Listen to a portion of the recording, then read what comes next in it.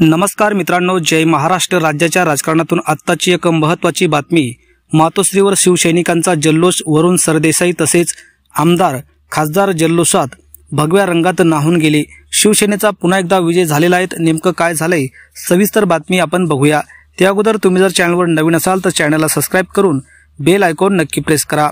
राज्याच्या राजकारणात 2 महिन्यापूर्वी विधानसभा निवडणुका पार पडल्या, मात्र हवं तसं यश उद्धव ठाकरेंना मिळालं नाही आणि शिंदे गटाने सत्ता स्थापन भाजप सोबत केली आणि त्यांचे पालकमंत्री सुद्धा या जिल्ह्यामध्ये बसवले। मात्र आता झालेल्या या निवडणुकांमध्ये शिवसैनिकांनी शिंदे गटाला धूळ चारलेली आहे।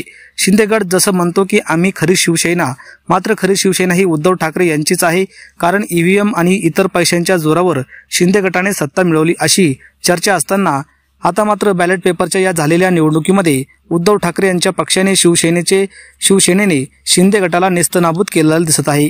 आपण बघू शकता छत्रपती संभाजीनगर जिल्ह्यातील झालेल्या या निवडणुकांमध्ये कृषी उत्पन्न बाजार समिती तसेच सहकार क्षेत्रातील विविध ठिकाणी झालेल्या पोटनिवडणुकांमध्ये ठाकरे गटाच्या शिलेदारांनी बाजी मारली आहे आणि शिंदे गटाने अनेक ठिकाणी फक्त 1 ते 2 उमेदवारच निवडून आले आहेत आणि उद्धव ठाकरे यांच्या पक्षाने शिंदे गटासहित भाजपचा सुद्धा सुपडा साफ केलेला आहे। नंतर शिलेदार हे मातोश्रीवर आले व एकच जल्लोष व्यक्त केला आहे।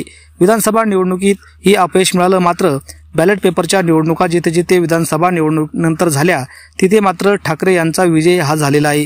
त्यामुळे झालेल्या विधानसभा निवडणुकीत शंका घेण्याचा वाव ठरत असताना या मोठ्या निवडणुका सुद्धा ठाकरेंनी आपली बाजी मारलेली दिसत आहे। त्यानंतर वरुण सरदेसाई असतील, सुभाष देसाई, विनायक राऊत, सुषमा अंधारे तसेच इतर नेते, छत्रपती संभाजीनगर जिल्ह्यातील स्थानिक पातळीचे नेते सुद्धा या विजयानंतर एकच जल्लोष करताना दिसले। त्यामुळे या झालेल्या निवडणुकांमध्ये मोठा विजय स्थापन झाल्याने आता येणाऱ्या महापालिकेच्या निवडणुका असतील किंवा इतर स्थानिक स्वराज्य संस्थांच्या निवडणुका असतील त्यामध्ये सुद्धा आम्ही बाजी मारू असा विश्वास येथील जिल्हा प्रमुखांनी व्यक्त केला आहे। तर मित्रांनो, आपल्याला काय वाटतं याबद्दल आपल्या प्रतिक्रिया कमेंट बॉक्समध्ये नक्की व्यक्त करा। धन्यवाद। जय महाराष्ट्र।